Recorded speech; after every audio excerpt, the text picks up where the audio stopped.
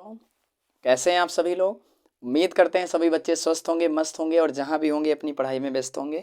और बच्चों थोड़ा सा मेरा गला ख़राब है क्योंकि ज़्यादातर सुबह से लेकर शाम तक बोलना ही पड़ रहा है। पेपर का टाइम है तो कहीं बहुत ज़्यादा क्लासें लेना पड़ रहा है। फिर भी बच्चों आपकी परीक्षा बिल्कुल नज़दीक है तो इसलिए हम भी नहीं चैन से बैठे और हम भी आपकी क्लास को कंटिन्यू कर रहे हैं। और उम्मीद कर रहे हैं कि आप बच्चे जो भी इस चैनल पर नए होंगे वो आप सभी लोग अच्छे तरीके से इस क्लास को देख रहे होंगे। और जो नए बच्चे हैं मैं उनसे कहना चाहूँगा बच्चों इस चैनल को सब्सक्राइब कीजिए।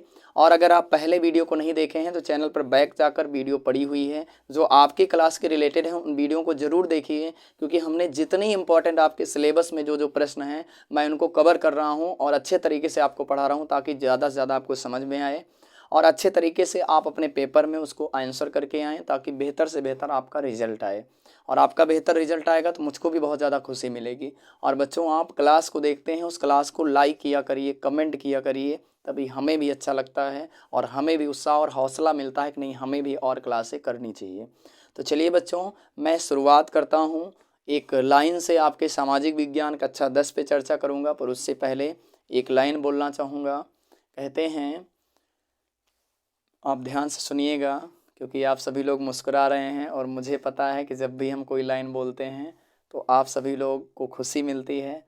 तो कहते हैं कि रख हौसला वो मंजर भी आएगा। बार बार सुने हैं इसके बावजूद भी मैं बार बार बोल रहा हूँ और मुझे अच्छा लगता है इस लाइन को क्योंकि इस लाइन में आप देखेंगे तो बहुत ज़्यादा संदेश मैसेज हमें मिलता है। तो रख हौसला वो मंजर भी आएगा, प्यासे के पास चलकर समंदर भी आएगा और थक कर ना बैठ ए मंजिल के मुसाफिर, आपकी मंजिल भी मिलेगी और मिलने का मज़ा भी आएगा।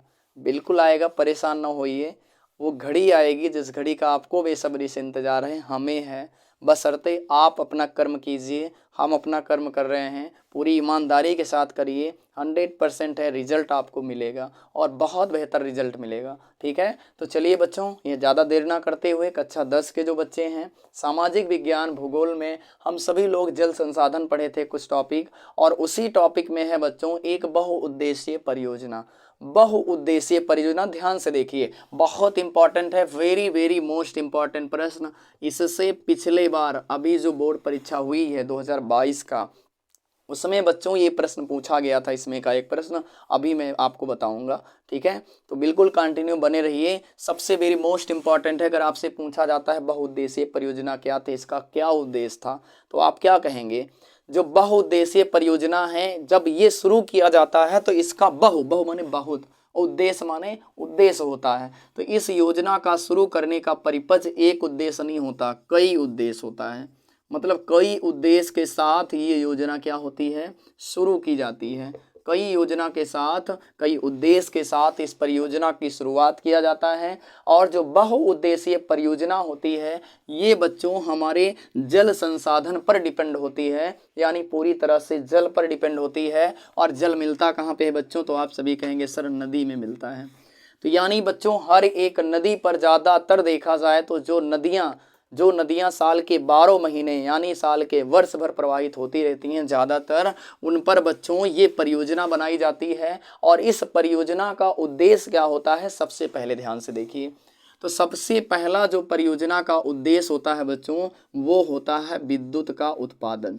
क्या होता है, विद्युत का उत्पादन। हाँ बच्चों, वही विद्युत जैसे घर में टीवी, कूलर, पंखा, ऐंठा गैंठा जितना जो भी चीज़ आप चलाते हैं। ठीक है, क्योंकि आज तो इतने यंत्र आ गए विद्युत से चलने वाले, आप गिनती नहीं कर सकते। हर चीज़ में देखो विद्युत से चलेगा, हर चीज़ से देखो विद्युत से चलेगा। कहीं ऐसा ना हो एक दिन आप भी विद्युत से चलने लगे, है ना, क्योंकि वो समय ही आ रहा है, वो टाइम ही चल रहा है कि नहीं। क्योंकि आपका मोबाइल भी विद्युत से चल रहा है, आप उसे एनर्जी देते हैं तभी वो चलता है, एनर्जी ख़त्म होती है वो भी स्टॉप हो जाता है। तो इसलिए बिल्कुल अच्छे तरीके से ध्यान से सुनिएगा। बहुउद्देशीय जो परियोजना थी बच्चों, हमारा देश स्वतंत्र होने के बाद जब हमारा देश आर्थिक देखा जाए तो आर्थिक दृष्टिकोण से जब हमारे देश के सामने ये आया कि नहीं हमारे देश की इकोनॉमी, अर्थव्यवस्था कैसे मजबूत हो, कैसे और बेहतर किया जाए देश के लोगों के लिए, तो बच्चों इसका अहम रोल था हमारे देश की अर्थव्यवस्था को सुधार करने में। क्योंकि बच्चों बहुउद्देशीय परियोजना सबसे पहले आई थी प्रथम पंचवर्षीय योजना में।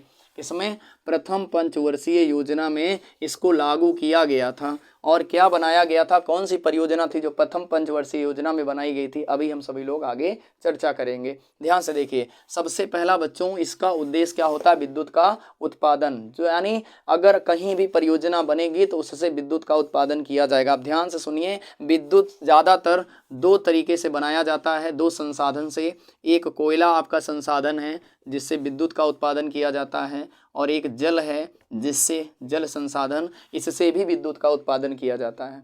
ज़्यादातर दो चीज़ों से विद्युत का उत्पादन किया जाता है, और सबसे ज़्यादा जो प्रतिशत मात्रा है वो है बच्चों जल की। किसकी? जल की। इससे ज़्यादा विद्युत बनाया जाता है। क्यों बच्चों? क्योंकि इसमें देखा जाए तो यहाँ पे हमें कोयला लाना पड़ता है, कोयला खान से निकालना पड़ता है, फिर लेके जाना पड़ता है जहाँ पे विद्युत बनाया जाता है, उसको ईंधन के रूप में प्रयोग किया जाता है, तब जाके कहीं पे विद्युत का उत्पादन होता है। लेकिन बच्चों जो जल से होता है, जब नदी में, किसी नदी में कोई परियोजना बनाई जाती है तो बस टरबाइन के माध्यम से बच्चों विद्युत का उत्पादन किया जाता है, उस नदी के जल को रोक करके।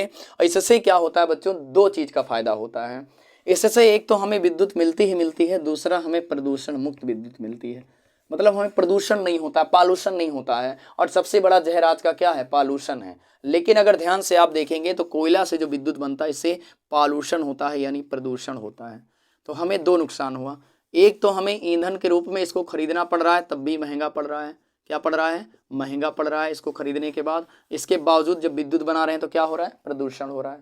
इससे क्या हो रहा है, हमें कोई जल खरीदना नहीं पड़ रहा है ना। अगर ये इस देश की नदी है, देश का जल है, तो क्या होगा, उस नदी पे बांध बनाकर, परियोजना बनाकर जल को रोका जाएगा, और उससे क्या होगा, विद्युत का उत्पादन किया जाएगा जो पूरी तरह से प्रदूषण मुक्त होगा। ठीक है, तो यानी कोई प्रदूषण उससे नहीं होगा। तो एक पहला विद्युत का उत्पादन हो जाएगा। दूसरा सिंचाई। क्या उद्देश्य होता है? सिंचाई। आपको पता है बड़ी बड़ी जितनी नहरें होती हैं जो निकाली गई हैं, सबसे बड़ी बड़ी नहरें पूरे भारत देश में जिससे सिंचाई होती है, वो बच्चों किसी ना किसी परियोजना से निकाली जाती है। अब इससे क्या फ़ायदा होगा? इससे जहाँ खेती करने में सबसे बड़ी समस्या आ रही है पानी की, तो वहाँ बच्चों पानी की पूर्ति किया जाता है, जल की पूर्ति किया जाता है, और जल बिना खेती नहीं होती है। तो इसलिए इस परियोजना का सबसे बड़ा हाथ कृषि के उत्पादन को बढ़ाने में, कृषि में, है ना, क्योंकि इससे क्या होगा, सिंचाई होगी। अगला चीज क्या होगा, तो अगला ध्यान से आप देखेंगे तो मृदा का भी संरक्षण होता है और बाढ़ का नियंत्रण होता है। बाढ़ में क्या हो जाता है? नियंत्रण हो जाता है। अब आप ध्यान से देखिए, एक नदी पर दो तीन जगह यदि बांध बना दिए जाएं तो बांध पर नियंत्रण होगा कि नहीं होगा? बिल्कुल होगा। जब ज़्यादा पानी आ जाएगा तब धीरे धीरे पानी को छोड़ा जाएगा, और कहीं भी ज़्यादा अगर प्रॉब्लम आ रही है तो वहाँ पे बांध से पानी को क्या कर लिया जाता है? रोक लिया जाता है। इससे सबसे बड़ा फायदा होता है, बांध पर नियंत्रण हो जाता है। और चौथा चीज़, वृक्षारोपण किया जाता है। जलाशयों के पास क्या किया जाता है? वृक्षारोपण। कहाँ पे? जलाशय के पास, जलाशय के पास। अब ध्यान से देखिए, मान लीजिए कोई एक नदी है, ध्यान से देखिए इधर, मान लीजिए ये कोई नदी है, इधर से आई हुई है और इधर चली गई है, मतलब ये नदी है चली गई है, और यहाँ पे हमें बांध बनाना है। क्या बनाना है? बांध बनाना है। और यहाँ पे जब हम बांध बनाएंगे ना, तो बांध बनाने के बाद जब बांध का पानी रुकेगा तो इतना बड़ा, कम से कम इधर क्या बन जाएगा, पूरा का पूरा जलाशय बन जाएगा, पूरा पानी इकट्ठा हो जाएगा, तभी तो होगा, इतना बड़ा जलाशय बन जाएगा। तो इसके जो बगल बगल यहाँ पे होगा, यहाँ पे बहुत बड़ी मात्रा में, बहुत बड़े क्षेत्रफल में वृक्ष को लगा दिया जाता है, जिससे क्या होता है, हमारे पर्यावरण में भी संतुलन बना रहता है। ठीक है, क्योंकि वृक्ष हमारे पर्यावरण को क्या करते हैं? पर्यावरण को बढ़ाते हैं। और इससे क्या होगा बच्चों, उस जलाशय में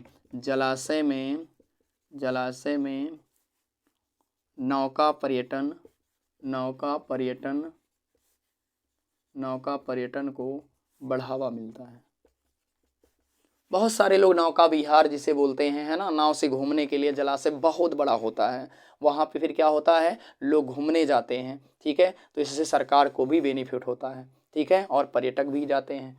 तो इससे कई चीज़ें, इसका उद्देश्य कई चीज़ का होता है, सिर्फ एक उद्देश्य नहीं होता इस परियोजना का, और इससे बहुत ज़्यादा फायदे भी होते हैं। तो बहुउद्देशीय परियोजना क्या है, इसका उद्देश्य क्या है, या फिर अगर आपसे पूछा जाए बहुउद्देशीय परियोजना से लाभ क्या होता है, तो क्या लिखेंगे? वही चीज़, जो उद्देश्य है वही इसका लाभ भी है। लाभ क्या होगा? विद्युत का उत्पादन होगा। क्लियर है? और हमें प्रदूषण क्या होगा? प्रदूषण मुक्त होगा जो विद्युत का उत्पादन होगा। और सिंचाई भी होगी, कृषि, यानी जो हमारे देश में खेती होती है, जो हमारा देश कृषि प्रधान देश है, इससे खेती भी होगी। किस तरह से? नहरें निकाल कर। क्या करके? नहरें निकाल कर। उसके बाद बाढ़ पे भी नियंत्रण होगा, वृक्षारोपण भी किया जाएगा जलाशय के पास, और इसके बाद जलाशय में जो नौका पर्यटन होंगे उनको बढ़ावा भी मिलेगा। क्लियर हो गया इतना? तो बच्चों ये था बहुउद्देशीय परियोजना, इसका क्या उद्देश्य है और इसका लाभ क्या है, दोनों चीजें अगर पूछा जाता है तो आप इसको लिखेंगे। ठीक है, अब इसके बाद हम पढ़ते हैं कौन सी नदी पर कौन सी परियोजना बनी हुई है, ये ध्यान से आप देखेंगे और सबसे इंपॉर्टेंट है, ध्यान से देखेंगे बच्चों। अब हम जो पढ़ने वाले हैं वो बड़ी सारी परियोजना है जो हमारे भारत देश में बनाया गया, और बनाने के साथ ही साथ वो किस नदी पर बनाया गया और किस राज्य में है, ये सबसे इम्पोर्टेंट है, क्योंकि मैं बोला था सबसे इम्पोर्टेंट है और अभी पिछले साल में ही ये परीक्षा में पूछा गया है। तो ध्यान से देखेंगे, इधर हम परियोजना का नाम लिख दे रहे हैं, किसका, परियोजना का नाम, परियोजना का नाम, और इधर लिख दे रहे हैं नदी, और इधर लिख दे रहे हैं राज्य। ये ध्यान से देखेंगे, सबसे इंपॉर्टेंट है। तो सबसे पहला आपको हम बता दें भाखड़ा नागल परियोजना, कौन सी, भाखड़ा नागल परियोजना। भाखड़ा नागल परियोजना ये बच्चों किस नदी पर बनी है, तो ध्यान से देखेंगे, सतलज नदी पर बना है। किस नदी पर, सतलज नदी पर बना है। और किस राज्य में बना है, तो ये पंजाब में बना है, लेकिन 4 राज्यों से मिला के बना हुआ है, राजस्थान, हरियाणा, राजस्थान, हरियाणा, उसके बाद पंजाब ही है, और इसमें एक है हिमाचल प्रदेश। ये 4 राज्यों के मिलके ये एक परियोजना बनी हुई है। और जो सबसे ज़्यादा बच्चों ध्यान से देखेंगे तो इसी सतलज नदी पर जो ये बना हुआ है भाखड़ा नागल परियोजना, यहीं पे जब नदी में बनाया गया रोक कर पानी को, तो एक जलाशय का निर्माण हुआ, गोविंद पंत सागर, गोविंद बल्लभ पंत सागर, ऐसा लिखेंगे, गोविंद बल्लभ पंत सागर। अगर आपसे ये भी पूछा जाए परीक्षा में गोविंद बल्लभ पंत सागर ये किस नदी पर बना हुआ है या किस बांध पर बना हुआ है, तो आप बोलेंगे भाखड़ा नागल परियोजना। और ये गोविंद बल्लभ पंत जो सागर महासागर बांध है उसी पर ये क्या है, जलाशय का निर्माण है, गोविंद बल्लभ पंत जलाशय या फिर सागर, आप सीधा लिख दें जलाशय, पंत जलाशय। और ध्यान से देखेंगे ये पूरे विश्व का सबसे ऊंचा गुरुत्वीय बांध है। कौन सा, गुरुत्वीय बांध है, सबसे ऊंचा गुरुत्वीय बांध है। कैसा, गुरुत्वीय बांध सबसे ऊंचा है। तो भाखड़ा नागल परियोजना किस नदी बना है, सतलज नदी पर। कहाँ है, पंजाब में। 4 राज्यों की ये परियोजना है, राजस्थान, हरियाणा, पंजाब और हिमाचल प्रदेश। ये ध्यान से देखेंगे। दूसरा आप सभी लोग देखें, दूसरा है टिहरी बांध परियोजना। कौन सी, टिहरी बांध परियोजना। अब देखेंगे टिहरी बांध परियोजना बच्चों किस नदी पर है, तो आप लिखेंगे भागीरथी। कौन सी, भागीरथी। ये गंगा नदी की एक सहायक नदी है। और ये किस जिले में है, तो आप कहेंगे सर टिहरी जिले में है। ठीक है, टिहरी जिले में इसको बनाया गया है और उत्तराखंड में ये पड़ता है। क्लियर है। तीसरा देखेंगे तो तीसरा कहेंगे सर एक परियोजना है जो सबसे ज़्यादा पूछी जाती है, हीराकुंड बांध परियोजना। हीराकुंड बांध परियोजना। ध्यान से देखिए, उड़ीसा का शोक कही जाने वाली नदी, उड़ीसा का शोक कही जाने वाली नदी कौन सी नदी पर, तो कहेंगे सर महानदी उड़ीसा का शोक है और इसी नदी पर इसको बनाया गया है। और इसी नदी पर चिल्का झील भी है। कौन सी झील, चिल्का झील। चिल्का झील भी है इसी नदी पर। और ये किस राज्य में है, तो कहेंगे सर उड़ीसा में। कहाँ पे, उड़ीसा में। और ये सबसे लंबा बांध है। कैसा बांध है, सबसे लंबा। देखेंगे सबसे लंबा और सबसे ऊंचा टिहरी, और गुरुत्वीय सबसे ऊंचा तो कौन सा, भाखड़ा। और सबसे बड़ा बांध भाखड़ा बांध। क्लियर है। सबसे बड़ा बांध भाखड़ा बांध, सबसे ऊंचा गुरुत्वीय बांध भाखड़ा बांध, सबसे ऊंचा बांध टिहरी बांध, और सबसे लंबा बांध कौन सा, हीराकुंड बांध महानदी पर। क्लियर हो गया। अब ध्यान से देखेंगे एक परियोजना है जिसका नाम है रिहंद बांध परियोजना। कौन सी, रिहंद बांध परियोजना। रिहंद बांध परियोजना। अब रिहंद बांध परियोजना है ये बच्चों आप देखेंगे तो उत्तर प्रदेश में ही है, लेकिन ये किस नदी पर है, तो यमुना की एक सहायक नदी है जिसका नाम, यमुना की नहीं है, रिहंद नदी एक है जो कि हमारे उत्तर प्रदेश में इसको बनाया गया है। और ये बच्चों सबसे देखा जाए तो उत्तर प्रदेश की एक परियोजना में सबसे ज़्यादा गिनी चुनी परियोजना में मानी जाती है रिहंद बांध परियोजना। और अगर देखेंगे तो एक सोन नदी है जो हमारे किसकी सहायक नदी है, यमुना की सहायक नदी नहीं बल्कि गंगा की सहायक नदी है। देखो सोन नदी आता है तो ज़्यादातर बच्चे यमुना नदी को कर देते हैं, लेकिन जो सोन नदी सहायक नदी है मध्य प्रदेश के अमरकंटक से निकलती है और बिहार में जाकर गंगा नदी से मिलती है। तो ये गंगा नदी की सोन सहायक नदी है और उस सोन की सहायक नदी रिहंद नदी है जिस पर क्या बनाया गया है, रिहंद बांध परियोजना। ये उत्तर प्रदेश के तहत आता है। क्लियर हो गया? तो ध्यान से देखेंगे इसको। मैंने क्या क्या पढ़ाया, भाखड़ा नागल परियोजना सतलज नदी पर पंजाब में बना है, टिहरी बांध परियोजना भागीरथी टिहरी नदी टिहरी पे बना हुआ है, और हीराकुंड बांध परियोजना महानदी उड़ीसा में बना हुआ है, रिहंद बांध परियोजना रिहंद नदी उत्तर प्रदेश में बना हुआ है। क्लियर हो गया? अब ध्यान से देखेंगे, हम आगे आपको चल रहे हैं और आगे आपको अच्छे तरीके से और कुछ पढ़ा रहे हैं। देखिए बच्चों, एक परियोजना और है, अब वो है, हम लिखते हैं अगला, दामोदर घाटी परियोजना। दामोदर घाटी परियोजना। अब ध्यान से देखिएगा, आपको ये भारत की सबसे प्रथम परियोजना है। कौन सी? सबसे प्रथम परियोजना दामोदर घाटी परियोजना है। किस नदी पर है? तो नाम लिखा हुआ है पहले ही, दामोदर। अगर नाम नहीं सुने हैं तो बच्चों ये हुगली नदी की एक सहायक नदी है, दामोदर नदी, उस पर बना हुआ है। अगर मैं राज्य की बात करूं तो ये पश्चिम बंगाल, कहाँ पे? पश्चिम बंगाल और बिहार राज्य के तहत ये परियोजना बनाया गया है। ठीक है। और एक परियोजना अगर मैं बात करूं तो वो है सरदार सरोवर, सरदार सरोवर बांध परियोजना। तो सरदार सरोवर बांध परियोजना अगर आप देखेंगे ध्यान से तो ये मध्य प्रदेश में है और किस नदी पर है? तो ये बच्चों नर्मदा नदी पर है। किस पे? नर्मदा नदी पर। ध्यान से देखेंगे।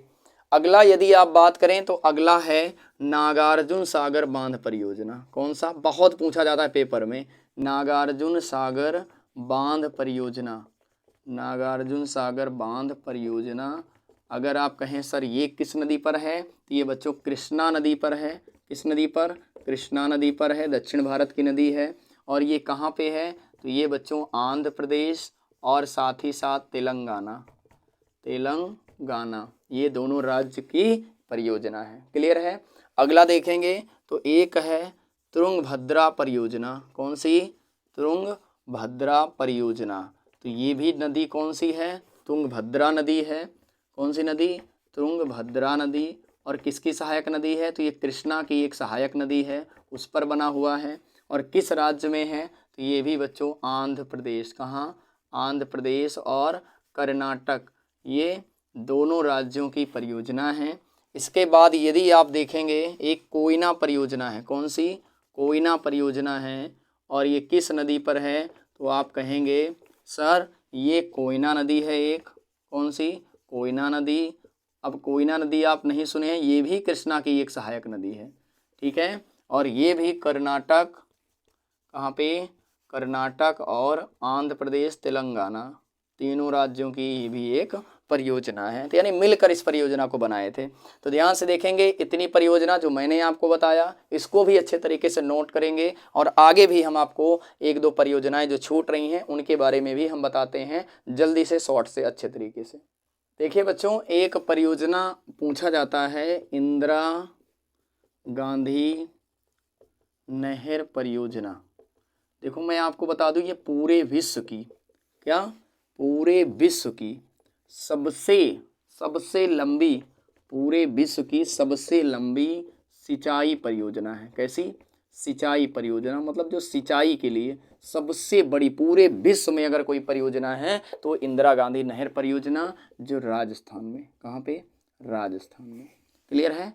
सबसे लंबी पूरे विश्व में सिंचाई परियोजना है तो इंदिरा गांधी नहर परियोजना। एक अब मैं बताने जा रहा हूं 2022 में यूपी बोर्ड में आप उठा के देखना, प्रश्न पूछा गया था। सलाल परियोजना। कौन सी? सलाल परियोजना पूछा गया था, सीधा बोर्ड में आया था। सलाल परियोजना किस नदी पर बना हुआ है? सलाल परियोजना। तो आप कहेंगे सर सलाल परियोजना चिनाब नदी पर बना है। किस पे? चिनाब नदी पर। किसकी सहायक नदी है? तो आप कहेंगे सर जो चिनाब नदी है वो सतलज नदी की सहायक नदी है। चिनाब, रावी, व्यास, झेलम ये सारी की सारी सतलज नदी की सहायक नदी है। और चिनाब नदी पर ही सलाल परियोजना बन रहा है, और चिनाब नदी पर ही विश्व का सबसे लंबा ऊंचा ब्रिज बन रहा है, रेलवे ब्रिज। सबसे पूरे विश्व का सबसे ऊंचा रेलवे ब्रिज बन रहा है चिनाब नदी पर ही। और एक और बांध आप देखेंगे नरौरा, कौन सा? नरौरा बांध परियोजना, ये गंगा नदी पर बना है। किस नदी पर? गंगा नदी पर बना है। अगर मैं कहूँ राणा प्रताप, कौन सा?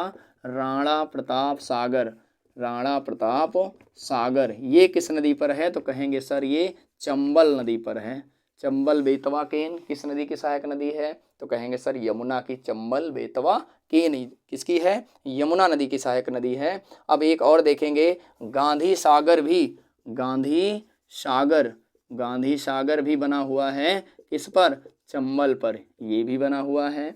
अगर मैं एक कहूँ आपसे कि कृष्ण राज सागर जो बांध है, जो पूरे दक्षिण भारत में एकदम लास्ट छोर पर बना है, कृष्ण राज सागर एक है जो बना हुआ है, तो वो कावेरी नदी पर। किस नदी पर? कावेरी नदी पर।